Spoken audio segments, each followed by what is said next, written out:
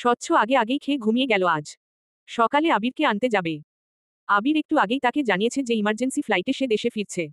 এবং কেন ফিরছে সে কারণটুকুও বলেছে। খবরটা শুনে স্বচ্ছ নিজে বিস্মিত হয়। মনে মনে ভাবে নারী আসলেই অবহেলা পেয়ে সব করতে পারে। যেমন সুহাও ভালোবেসে তাকে ছেড়ে দেওয়ার সিদ্ধান্ত নিতে দুবার ভাবেনি।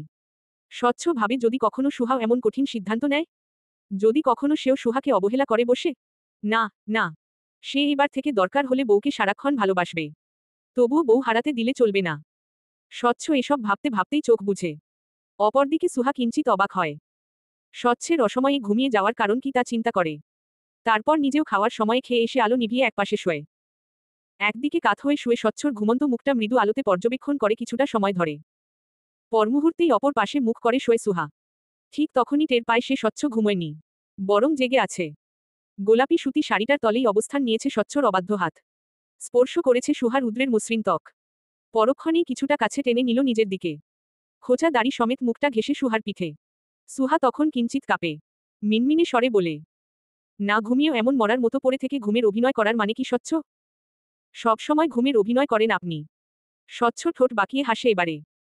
সুহারে পিঠে সেভাবেই মুখ ঘেঁষে থেকে ঠোঁট নাড়িয়ে শুধায়, দেখছিলাম তুমি আমার ঘুমের মাঝে কি কি সুযোগ নাও। তুমি যা সুতরাং সুযোগ সন্ধানী। কথাগুলো বলার সাথে সাথেই স্বচ্ছর ঠোঁটজোড়া বারংবার স্পর্শ করে সুহার পিঠ। সাথে খোঁচা দাড়ির আলতো সংঘর্ষ। সুহা চোখ খিচে কণ্ঠে রাগ নিয়ে শুধায়, আমি সুযোগ সন্ধানী? স্বচ্ছ তখনও মুখ ডুবিয়ে রেখেছে সুহার পিঠে। উত্তরে বলে, সেদিন তো ঘুমের মধ্যে পুরো মুখেই হাত বুলিয়ে দেখলে। গলায় অ্যাডামস অ্যাপলে তো আটকেই গেলে। সুহা এবারে কিঞ্চিত ধমক দিয়েই বলে, স্বচ্ছ, কি? মুখ ঘেঁষছেন কেন এভাবে? আপনার খোঁচা দাড়িগুলো লাগছে। স্বচ্ছ এবার মুখ নিয়ে ঠেকাল পিঠ থেকে সুহার কাঁধে। ফিসফিস স্বরে শুধায়, লাগুক। ফের আবার শুধায় গাঢ় স্বরে, সুহাসিনী, হু। স্বচ্ছ সেভাবেই জড়িয়ে রেখেই গমগম স্বরে শুধায়, শাড়ি পরেছ কেন আজ? সুহাও তৎক্ষণাৎ উত্তর করে, ইচ্ছে হয়েছে তাই। স্বচ্ছ হাসে এবারে। কাঁধে নাক ঘেঁষে শুধায়, নাকি আমায় পাগল করার জন্য? সুহা এবারে ফিরে তাকায়। স্বচ্ছর মুখোমুখি করে মুখ রেখে বলে, আপনি পাগল হয়েছেন? স্বচ্ছ আবছা আলোয় তাকায় তার সুহাসিনীর দিকে। মোহময় লাগছে বোধহয় এই মেয়েটাকে। স্বচ্ছর তাকিয়ে থাকতেই ইচ্ছে হয় যেন। ইচ্ছে হয় এই মেয়েটাকে কাছে টানতে, ছুঁয়ে দিতে। কে বলেছিল সারাটা দিন শাড়ি পরে পরে টইটি করে ঘুরে বেড়াতে তার আশপাশে? বলেছিল স্বচ্ছ? এই যে এখন রাত্রিতে এসে তার বউ বউ ফিলিংস হচ্ছে বউয়ের প্রতি। দোষ কার? স্বচ্ছ বিড়বিড় স্বরেই জানায়, হতে মন চাইছে। সুহা হাসে এবারে। স্বচ্ছর মাথার চুলে হাত রেখে বলে, আপনি তো এমনিতেও পাগল। কথাটা শুনে স্বচ্ছ শান্তভাবেই চেয়ে থাকে। মিনিট খানেক পর আগের মতোই সুহাকে জড়িয়ে নিয়ে বলে ওঠে, তুমি কখনো হারাবে না সুহাসিনী। আমার থেকে কখনো হারাবে না। চিন্তাও করবে না। কথা দাও হারাবে না। হুট করে এই কথার অর্থ বুঝে ওঠে না সুহা। তবুও শুধায়, কেন মনে হচ্ছে আমি হারিয়ে যাব? স্বচ্ছ তখন উত্তরে বলে, অবহেলা পেয়ে নারী নাকি জেদ করে সব করতে পারে। যদি কখনো তোমায় অবহেলা করি তবুও মেনে নিবে, আমার থাকবে। আমার প্রতি ভালোবাসা যাতে না পুরায় সুহাসিনী। অবহেলা করবেনি কেন? স্বচ্ছ এবারে ঠোঁট বাঁকায়। সুহার নাকে নিজের নাক ঠেকিয়ে ফিচেল স্বরে শুধায়, ভালোবাসা উচিত তাহলে? সুহা এতক্ষণ দৃঢ় স্বরে জবাব দিয়ে আসলেও এই একটা প্রশ্নেই বোধ করল তার উত্তর আসছে না। গলা আটকে আসছে। লজ্জা পাচ্ছে কি সে? সুহা তবুও কোনোরকমে শুধায়, যা ইচ্ছে। স্বচ্ছ এবারে আবারও হাসে। নাকে নাক ঠেকিয়ে আগের মতো করেই ফিচেল গলায় জিজ্ঞেস করে, যা ইচ্ছে? শিওর তুমি সুহাসিনী? যা ইচ্ছে করার অনুমতি দিচ্ছ তাহলে? সুহার এই পর্যায়ে ইচ্ছে হয় লোকটার মাথায় ঠাস করে এক থাপ্পড় বসাতে। বারবার তাকে লজ্জায় ফেলছে। বারবার ইচ্ছে করেই এমন ভাবে বলছে কথাগুলো। সুহা রেগেই শুধায়, স্বচ্ছ, ইচ্ছে করেই এমন করছেন তাই না? লজ্জায় ফেলছেন আমায়? স্বচ্ছ মজার স্বরে শুধায়, লজ্জা পাচ্ছ তুমি?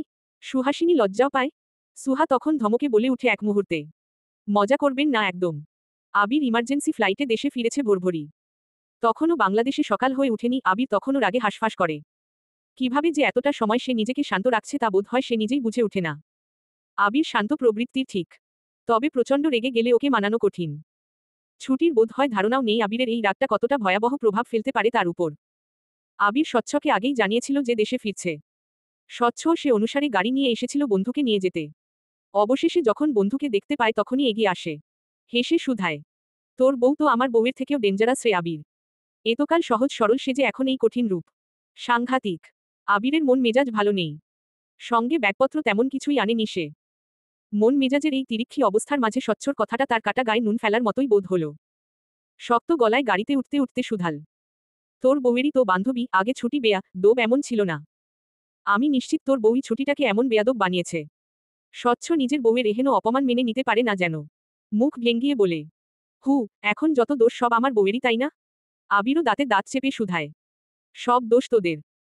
তোর বউ খোঁজার চক্করে আমার ফিউচার বউ আমায় ভুল বুঝে অন্য কাউকে বিয়ে করে নিচ্ছে। হা রামি স্বচ্ছ বিরোধী স্বরে বলে, মোটেই না। বরং আমার বউ খোঁজার চক্করে তোর সাথে ছুটির সম্পর্ক ভালোই হয়েছিল। মাঝখানে তুই কি করেছিস তুইই ভালো জানিস। আবির ভাবে, সত্যিই তো। সম্পর্ক তো সুন্দর হচ্ছিল। ছুটি তো তখনও ঠিকঠাক ছিল। কথা বলতো। এমনকি হসপিটালেও তো ঠিক ছিল। তারপর তারপর হুট করে কি হয়ে গেল ছুটির? সেদিন যে হসপিটালে এই ব্যস্ততম সময়ের মধ্যে ছুটির প্রতি সে নিরাগ্রহতা দেখিয়েছে তার কারণেই কি? এই অবহেলাটুকুর কারণেই এমন শাস্তি? আবির বুঝে ওঠে না। পরমুহূর্তেই বন্ধুদের উপর দোষ চাপিয়ে বলে, কিছুই করিনি। সব তোদের বদের হাড্ডিগুলার দোষ। এখন আমার বউ আমায় ফিরিয়ে দিবি, যেভাবেই হোক। স্বচ্ছ ঠোঁট বাঁকিয়ে বলে, মনে হচ্ছে যেন বিয়ে করা বউ তোর। আবির তৎক্ষণাৎ উত্তর করে, বিয়ে করা বউয়ের থেকেও ইম্পর্টেন্ট।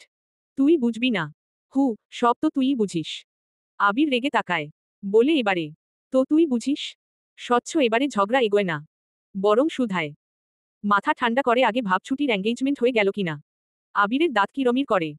ছুটির এঙ্গেজমেন্ট হলে সর্বপ্রথম সে ছুটিকেই মেরে ফেলবে, দ্বিতীয়ত নিজে মরবে। বলে, হবে না, এই সাত সকালে এঙ্গেজমেন্ট অবশ্যই হবে না। স্বচ্ছ ফের বলে, ধর হয়ে গেলে? আবিরের এই মুহূর্তে স্বচ্ছর গালে চর বসাতে ইচ্ছে হয়, অথচ বসায় না। বলে, তুই কি আমার সঙ্গে ফাইজলামি করছিস? ছি, তোর এই বিপদে আমি ফাইজলামি করব? মনে হয় তোর? তাইই তো মনে হচ্ছে আমার। স্বচ্ছ এবারে রেগে তাকায়। বলে উঠে, আবিরের বাচ্চা আবির, সাত সকালে বউ রেখে চলে এসেছি তোর বউ উদ্ধার করত। ফাইজলামি করার হলে নিশ্চয় আসতাম না। ছোটনকে পাঠাতাম না অনুষ্ঠান আটকাতে। আবির এবারে আগ্রহ নিয়ে শুধায়, ছোটনকে কি বলে পাঠিয়েছিস? স্বচ্ছ দাঁত কেলিয়ে হাসে। বলে, কিছুই বলিনি, ওকে বাসে তুলে দিয়ে বলেছি ওর আপুর এঙ্গেজমেন্টটা যাতে জমিয়ে খেয়ে আসে। কি, ভালো বলেছি না? তোর উচিত ছিল ওকে এঙ্গেজমেন্ট আটকানোর জন্য বলা। আবির আর স্বচ্ছরা ছুটিদের গ্রামের বাড়িতে পৌঁছায় দুপুরের আরো পরে। রাস্তায় জ্যাম ছিল। আবির ততক্ষণে কপাল চাপড়ায়। যদি এঙ্গেজমেন্টটা হয়ে যায়? এই রাগে তার গাড়ি অবধি ভেঙে ফেলতে মন চাইছিল। রাস্তায় বা আজই এত জ্যাম থাকতে হবে কেন? আজই এত লেট হতে হবে কেন? আবির ভেতরে ভেতরে রাগে গিজগিজ করলেও বাইরে তাকে দেখায় শান্ত। চোখ দুটো রক্তিম ঠেকেছে। চেহারা দেখে বোঝা যাচ্ছে এই মানুষটা এই মুহূর্তে সবচাইতে কঠিন রূপ ধারণ করে আছে। আবির পা বাড়ায়। ছোটনের থেকে জেনে নিয়ে ছুটির জন্য বরাদ্দকৃত রুমে গিয়েই চোখে পড়ে ছুটিকে। বিছানায় বসে আছে। পরনে খয়েরি রঙের দামি শাড়ি। চুলগুলো খোপায় বাঁধা। সাথে আবার কানে গুজেছে গোলাপ ফুল। নিঃসন্দেহে সুন্দর দেখাচ্ছে ছুটিকে। তবে আবিরের কাছে এই মুহূর্তে সবচাইতে তিক্ত দৃশ্য থেকে ছুটির এই সাজগোজটাই অসহ্য ঠেকের। অন্য পুরুষের জন্য সেজেছে? অন্য পুরুষের জন্য এত বেশি টানোর? আবির এগোয়। গম্ভীর মুখচাহনি নিয়ে ছুটিকে কয়েক সেকেন্ড দেখে নিয়েই আচমকা হাত চেপে ধরে। দাঁড় করায় তার সামনে। পরমুহূর্তেই এক হাত দিয়ে ছুটির গাল চেপে ধরে। গমগম স্বরে শুধায়, বলেছিলাম না আমায় ঠকানোর সাহস করিস না ছুটি? বলেছিলাম কি না? তুই সেই শাস্তাই করলি? এত সাহস তোর? ছুটির গালটা এত জোরেই চেপে ধরা হলো যে ব্যথায় কুকরে উঠল সে। আবিরকে এই মুহূর্তে প্রত্যাশা করেনি এটা, যেমন ঠিক তেমনি আবিরের এমন আক্রমণও প্রত্যাশা করেনি সে। সাথে আবিরের শান্ত অথচ দৃঢ় স্বরে বলা কথাগুলো যেন হৃদয় কাঁপিয়ে তোলে।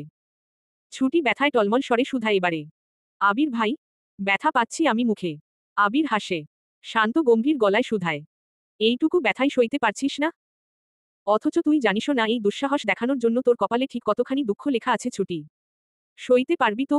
চলবে। পরবর্তী পর্ব পেতে চ্যানেলটি সাবস্ক্রাইব করুন।